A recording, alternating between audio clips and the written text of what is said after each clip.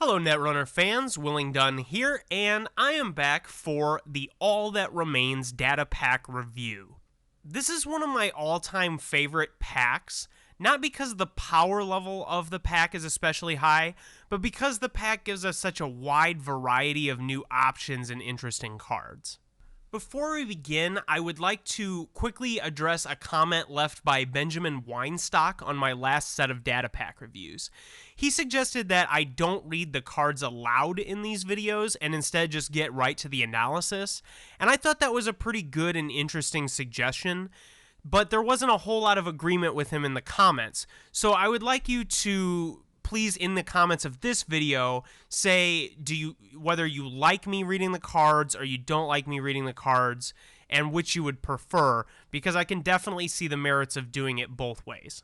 For this video, I'm just going to keep reading the cards because that's what I've done so far. We're going to start off with an HB agenda. It's a 3-for-1 called Biofrost Array. It's an initiative type. When you score Biofrost Array, you may trigger the When Scored ability of another agenda that is not a copy of Biofrost Array in your score area. So this card is very cool and exciting, and I think it's actually also going to be competitive and good. The most obvious synergy for me is Accelerated Beta Test, since if you have a beta test scored, you're going to be able to trigger that ability, and if you build a deck, like in the last data pack review, I was talking about a Next Design deck that played like 26, to 30 ice, like a ton of ice, as many as you could fit in the deck. And then you're just trying to pop off beta tests into large ice. Biofrost Array is the card that makes that sort of thing a little more serious. I think you could consider building a deck that's very focused on beta test. This card also has some pretty good synergy with Priority Requisition. It's worth noting that it triggers a scored Director Haas pet project. That's another pretty decent agenda to trigger. I think in general, this card is really cool.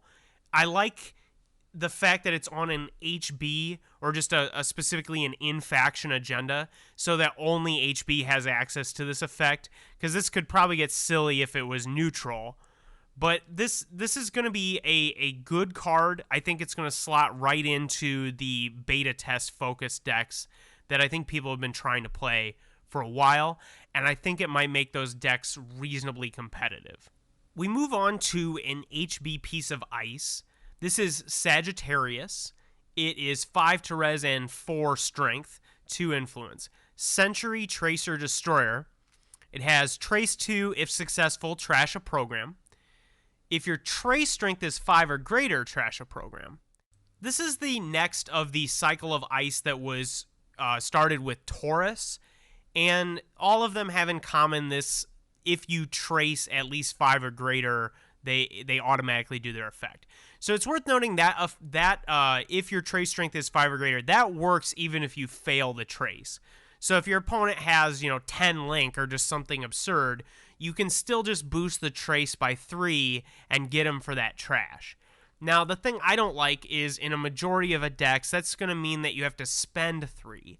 And even though this is a kind of mid-range ice costing about 5 and having a fairly decent strength, I don't really see you wanting to spend a lot to maintain this ice.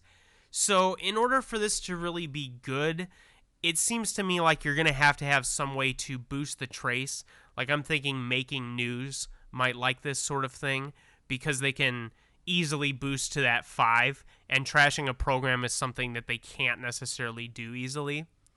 This is a pretty decent piece of ice. I'm in favor of giving the Corp more mid-range ice. More ice generally, but specifically more mid-range ice. I think we have enough of these cheap stop ice, and this is going to work in the right deck reasonably well. Next up, we have the first Jinteki card. This is an asset called Hostile Infrastructure. It's 5 to res and 5 to trash. Whenever the runner trashes a Corp card, including itself, do 1 net damage, and this is a 2 influence card. This is pretty cool, and I think it could be good at some point in the future. I don't think it's going to be good now, but this is such a neat effect. I love this as a Jinteki player because this is one of the few kind of renewable net damage sources. The problem with a net damage focused deck is that generally speaking, you have a finite amount of the net damage effects that you can do. You know, once you've burned through your snares or whatever, you've burned through your neural EMPs, you don't have that sort of play anymore because those are non-renewable. They're just burst damage. And the ice tends to be the only thing that you have that does persistent damage over time.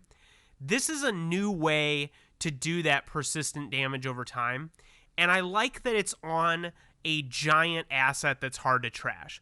I think this is an area of the game that isn't really explored that much, is big assets that kind of work like ice in that they are deterrents to running or have some sort of punishment to accessing cards and running.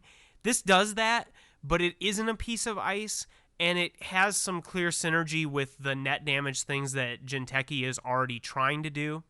I could also see this card being reasonable in a Weyland deck, because Weyland decks tend to play a lot of cards that are low trash cost, especially like the really heavy Scorched Earth focused decks tend to play like Snare and, you know, Melange, even like just cheap things that are easy to trash. This is a nice punisher for that. The problem, of course, is that this is 5 to res, and the 2 influence is going to be a pain in the butt with that Weyland deck as well.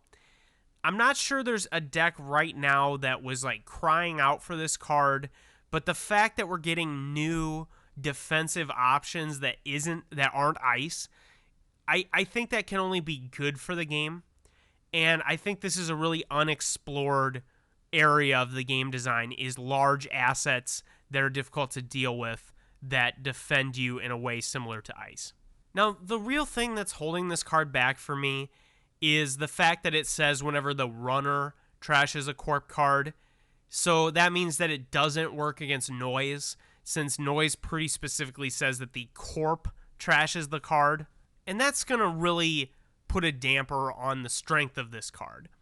That said, I don't think they really could make a card that said whenever you trash a Corp card or something like that, because I immediately just see like reuse could be a huge issue with that card. That's just going to be like a combo engine. It isn't going to be like a defensive card at all. All right, next up we have another Jinteki card. This is Gemini. It's a 5 strength, 3/2 res Sentry Tracer AP, and it has 2 influence. Trace 2, if successful, do 1 net damage. If your trace is 5 or greater, do 1 net damage. So this is the next of the cycle, and this is the Jinteki one. I'm definitely not blown away with this piece of ice. I think, like with the other ice, the thing that's really holding it back is that if you really need it to do its thing, it's going to cost you money. And its thing is just not as good as the other ones. Like the Weyland one has trashing hardware, and the one we just looked at trashes programs. Those are both, generally speaking, more punishers. Now, of course, if they don't have that type of card in play, they do nothing. This always does something. It does that net damage.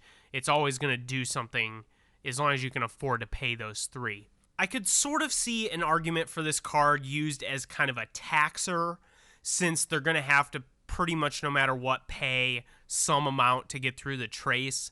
But the problem I have with that is like Pup just makes them pay 2, and Pup isn't concerned with Link and isn't concerned with a bunch of other factors, and that only costs 1 to res. You know, it also has 0 strength, but I don't know. I'm not convinced that Gemini is good. I do think that it could have some potential, especially if you had ways to boost the trace.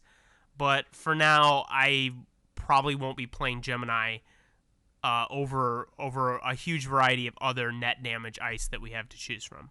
Moving on to the NBN cards, we have a 3-for-1 agenda called License Acquisition. It's an expansion type, and when you score License Acquisition, install and res an asset or upgrade from Archives or HQ, ignoring all costs. So the immediate wild fantasy of this card is that you have a San that your opponent paid 5 to trash, and then you score your license acquisition, and now you have an installed and rezzed San from license acquisition. And that seems pretty reasonable to me. I think it's possible that we'll see this card over breaking news in a few decks, but generally speaking, I'm not seeing this card immediately being in every NBN deck. I don't think it really fits all that well with the Astroscript thing, and the Astroscript thing is just the only way NBN is going to be played until there's a serious shift in the card pool. So this card, I'm not sure how well it jives with that. I could see people trying it, like I said, over breaking news, just to get their Sans and some of their asset econ back. I don't think this is going to be in a competitive deck, but I really like this card a lot for what it can do for some kind of new NBN styles. Next up, we have an asset for NBN. It is called Daily Business Show. It's 2 to res and 4 to trash. I like that. It's a cast, and it is 1 influence. The first time you draw a card each turn, draw 1 additional card. Add one of the drawed cards to the bottom of R&D. This card is great. I really like the design on this. That said, I don't think that the way that people are playing NBN now, and I think will continue to play NBN for the conceivable future, they're not really going to want this card. I think this card fits a lot better into more of like a Glacier style deck, like a slower style deck, because it gives you the ability to, if you get this res like reasonably early in the game, it gives you the ability to filter some of your agendas that you don't want to draw down to the bottom. I think a lot of the Glacier style decks, their first major play of the game is thoroughly defending R&D. Against some matchups, it's thoroughly defending HQ, but generally speaking, the Glacier decks are trying to thoroughly defend the 2 main centrals and also archives as soon as they can. And in that stage of the game, for about 5 to 10 turns usually, the runner can't easily get into R&D or can't get into R&D at all, and you're just drawing stuff. And sometimes if you draw a bunch of agendas, you can just lose because your HQ is full of a bunch of agendas. Usually Jackson Howard is the only thing we have to deal with that problem. This I see as a way to deal with that problem. And this also doubles as throughout the... If you get this rezzed early, you're going to just get to use this all the time.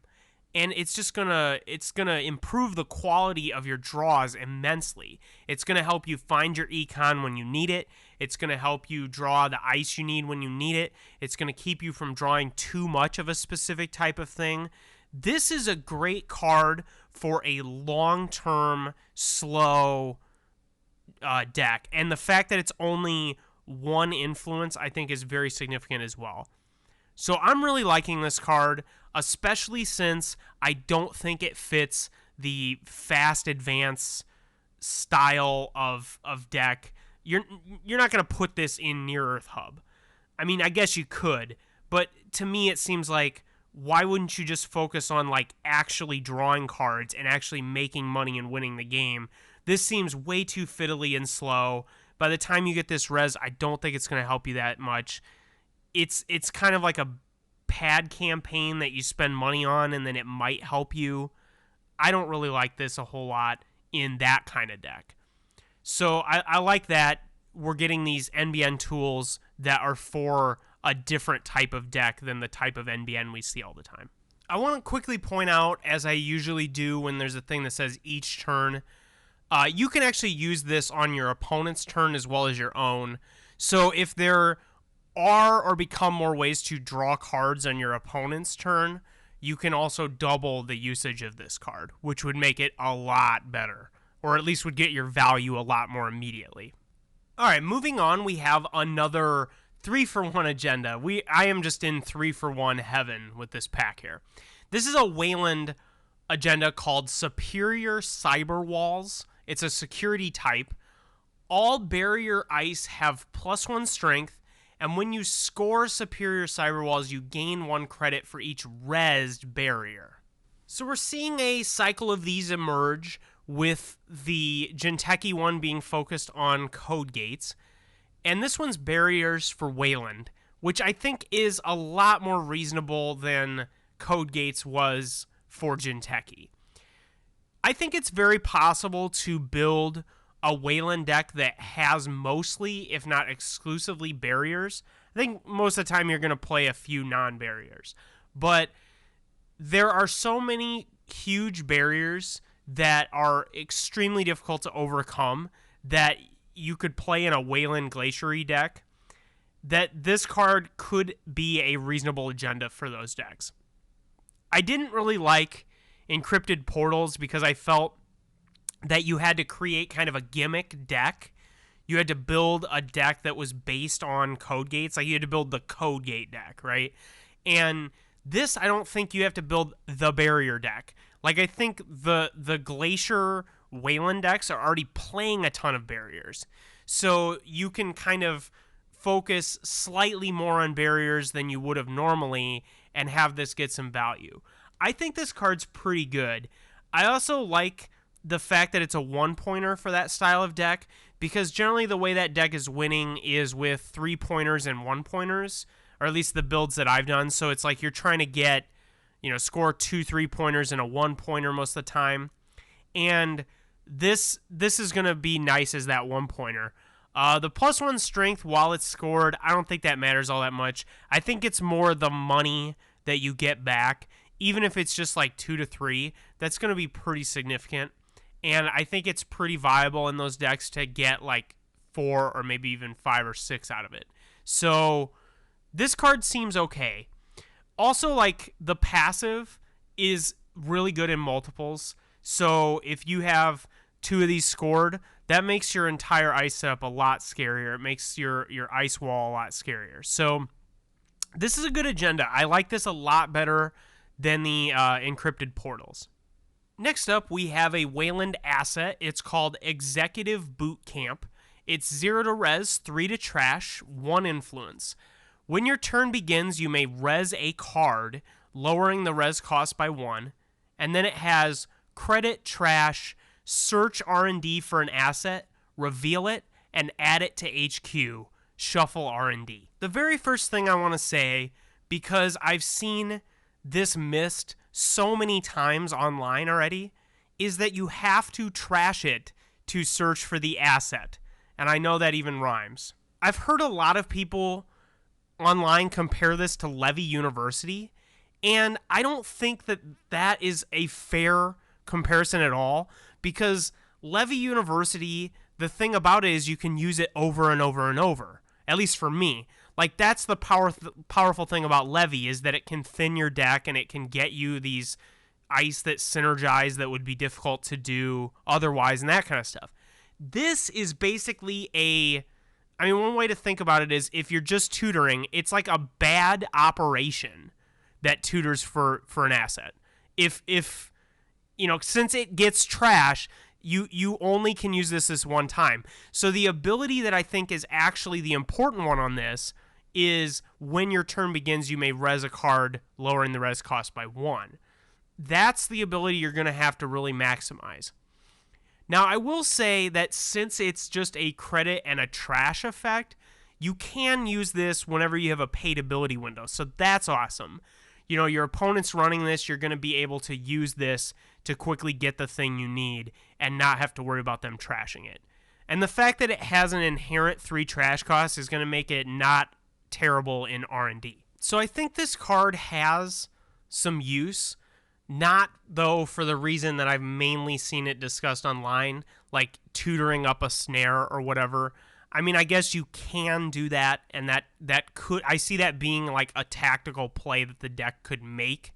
But I think if you really want this card to do something for you, you need to be able to capitalize on that main ability, which is when your turn begins, you have to you may res a card.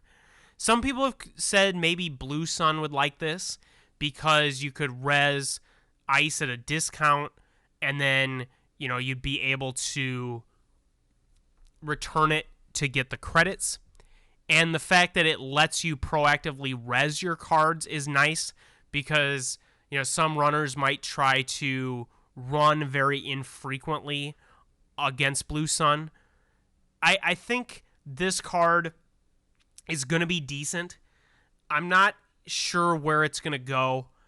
The one thing I just absolutely believe is that you're going to have to get a really good value out of that when your turn begins ability.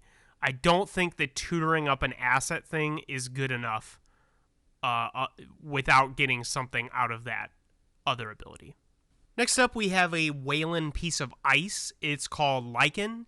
It is 6-2 res, 3 strength, Century Destroyer morph, and it's 2 influence. It can be advanced, and while it has an odd number of advancement counters, it becomes a code gate instead of a sentry. And then its only subroutine is Trash 1 program.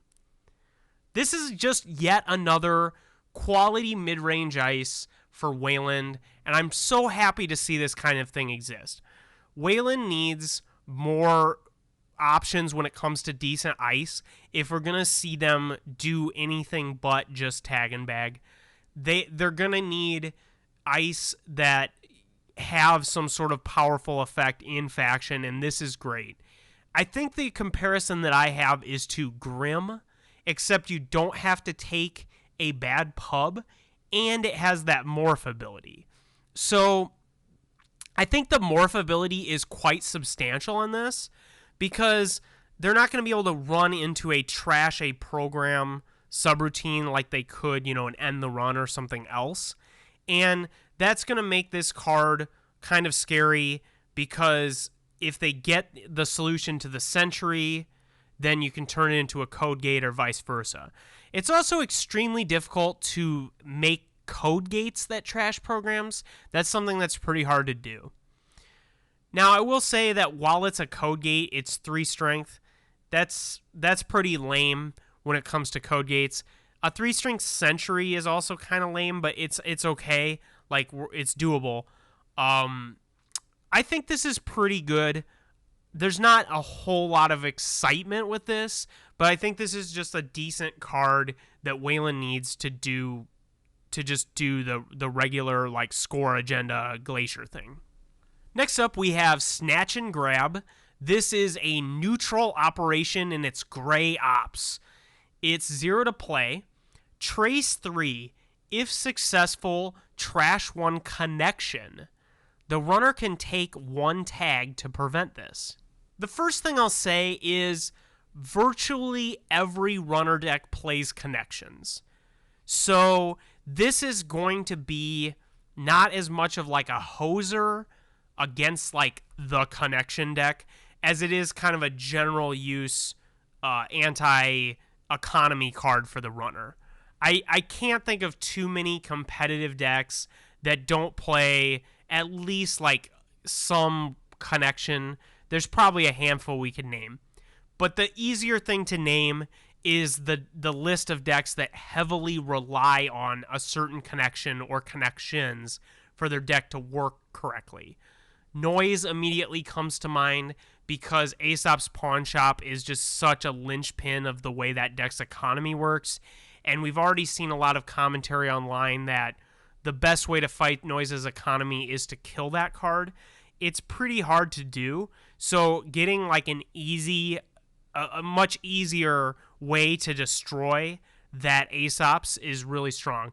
I will mention that the thing for me that makes this card really better than it could be is the fact that the Corp gets to pick the card. That's really substantial. The fact that the runner can take a tag to prevent it, that matters. It certainly matters. But if they take the tag and you can still kill the Aesop's, so you're gonna have to just spend more time and effort if they take that tag. But they're also, of course, opening themselves up to Scorched Earth and that kind of thing. So this is going to fit into a deck that already has stuff to do with tags, and I think it's just going to be a pretty decent economy hoser for a bunch of runner decks. It's going to give a lot of the tier 1 runner decks some issues because of how much decks tend to focus on things like Katie Jones and professional contacts and Aesops and a whole wide variety of other connections. Coming up now, we have Merlin. This is the next piece of Grail Ice. It is 6 to res, 4 strength, and it is 1 influence, as the Grail Ice tend to be. It's a Code Gate Grail AP. It has the Grail ability, so when the runner encounters it, you can reveal 2 other Grail pieces of ice, up to 2 other pieces of Grail Ice from your hand, and Merlin gains the subroutines of those ice in the order of your choice. And then it has a subroutine which is due to net damage. This, in my opinion, makes the Grail Ice something that you would actually consider doing. Adding the 2 net damage subroutine to the other Grail Ice is going to be really good, but the other huge thing is that if you get multiple Merlins, you can add several subroutines of 2 net damage, and that makes the piece of ice they're encountering quite mean.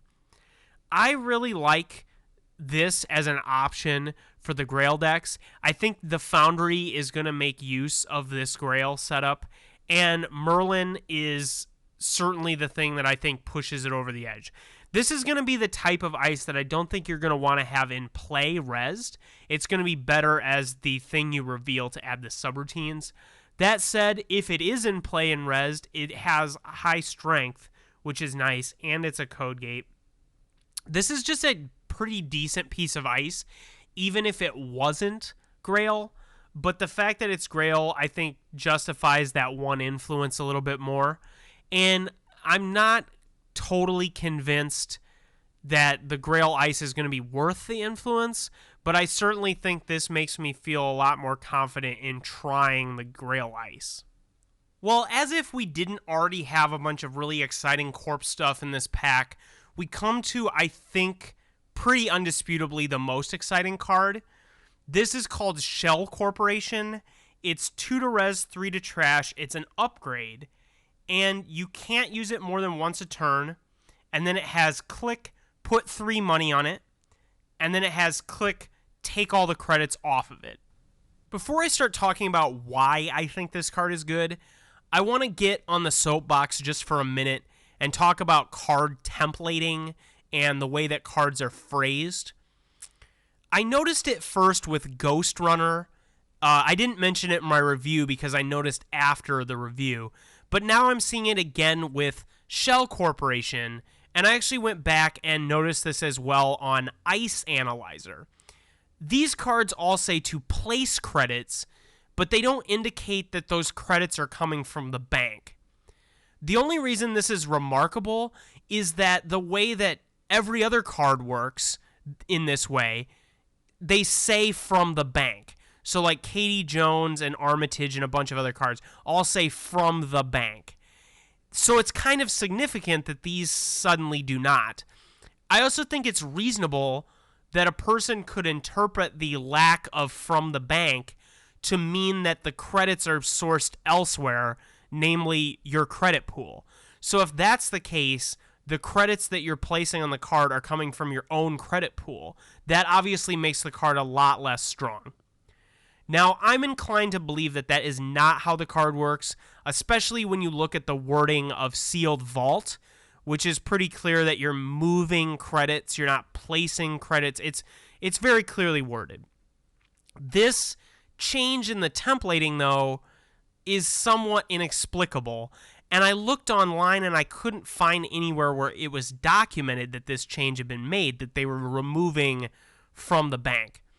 I don't think it's a problem that they remove from the bank. I just think that's the type of thing that needs to be made clear to the players. I just wanted to raise this issue just as something to think about as the community, because I think it's a bad path to start down if they're going to change templating and change wording and not make it clear to the players that that's occurring. So the most important word on this card is definitely upgrade. This is not an asset. It's an upgrade. So you're going to be able to put it in a server that's already defended, even if there's a good asset already there. You can also put it in R&D or archives or HQ, any of the servers that you have very thoroughly defended. You can imagine a situation where your R&D is just completely stacked with ice and you're able to install your shell corporation there and start using it just because they can't easily get into your R&D. This card is just great. Another thing is that it isn't unique, so you can have multiples of these installed into the same server. This is truly a new type of economy card for the Corp, and most of my excitement stems from the fact that I think this isn't going to be very good in the fast advanced style of deck that has been dominant since basically Core Set, and is instead going to be better in the slower Glacier decks that I've ranted about how I want to see for so much. This is going to be the type of thing in a Glacier deck where you can put it in your scoring remote, you can put it in your thoroughly defended R&D, you can put it wherever you have the safest, the best ice setup, the safest defense, and then it's going to slowly give you something to do with your clicks that will allow you to res more ice, score more agendas, pay more for the Ash Trace, anything you need. This is awesome. I think I would be remiss to not say something about Katie Jones, because that's pretty much the first thing you hear people say about this card is that, it's the Corp version of Katie Jones. This is going to be the type of thing that sustains you through the mid and late game and is really only good there. I don't see this being the type of thing that the aggressive fast advanced decks are going to want to play because it's just going to be too slow and too clunky, and they would rather just have a burst econ card. So I love new things for the Corp to do with their clicks that gain them credits in more efficient ways, but are slow and take a lot of investment and work. And the fact that this is put on an upgrade is a really inspired design decision. I think upgrades, especially neutral ones, are underexplored, and this is a really good example of what upgrades are capable of. I love this card. Well, rather than going on and on about Shell Corporation, I think I'll bring this video to a close, but make sure you tune in for part 2 where I talk about the runner cards. There's a ton of great stuff over there as well. And like I said, this is truly an exceptional pack. So I will see you over there. Before you go, make sure that you hit the subscribe and the like button. That really helps me a lot.